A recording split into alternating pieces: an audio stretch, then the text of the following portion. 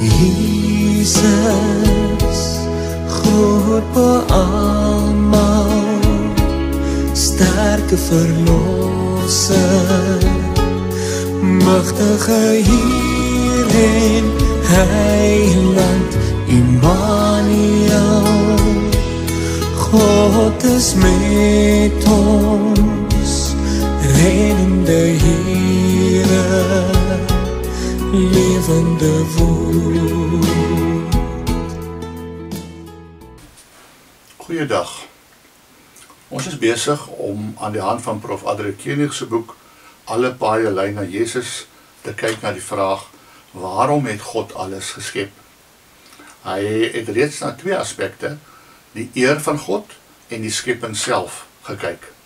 Ons kom nou by die laaste aspek, die verbond as doel van die skepping. Maar dwars deur sy bespreking oor die eer van God en die skepping self as doel, het dit om God en mens in verhouding tot mekaar gegaan.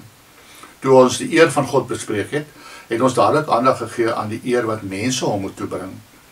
Toe het ons ook daaraan gedink dat sy hoogste eer juis lê in sy selfprysgawe om mense te red.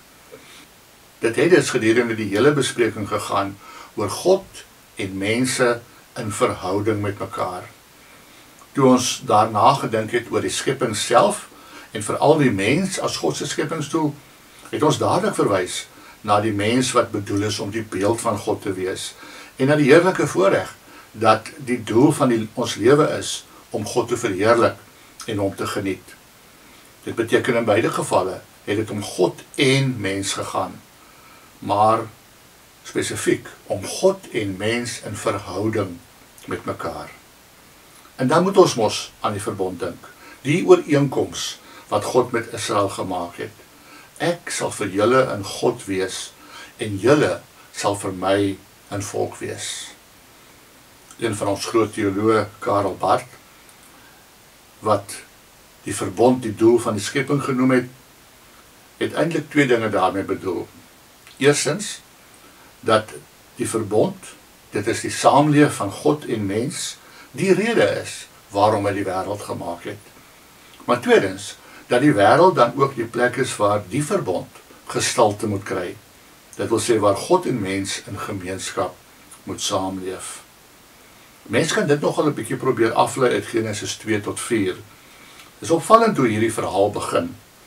Voor daar regtig voorsiening vir die mens op aarde is, omdat die aarde nog kaal en dor was, maak God al die mens. Maar direk daarna sorg hy vir die mens. Die tuin waar die mens kan woon, is baie idyllies.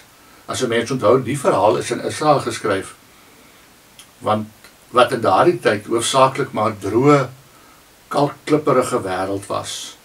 God plant 'n pragtige tuin met 'n oorvloed water en vrugtebome. En die implikasie van Genesis 3 vers 8 is dat die Here gereeld by hulle kom kuier het en regtig in hulle lewens gedeel het.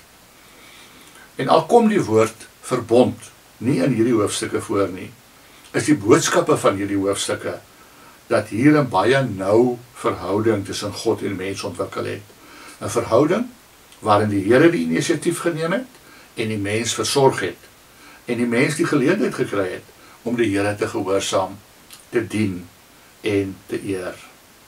Die Here gee aan die mens wonderlike verantwoordelikhede en voorsien op 'n buitengewone manier in sy behoefte aan 'n maat.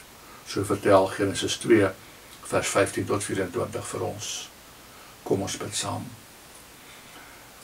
Hemelse Vader, dankie dat U van die begin af toe die mens gemaak het en so 'n noue verhouding met hom geleef het. En as die sonde dan daardie verhouding tussen ons verbreek het, dankie dat U weer die Seun ook gestuur het om dit reg te maak. Dat ons ook die verbond as doel van U skepping nog steeds kan uitlewe. In Jesus se naam. Amen.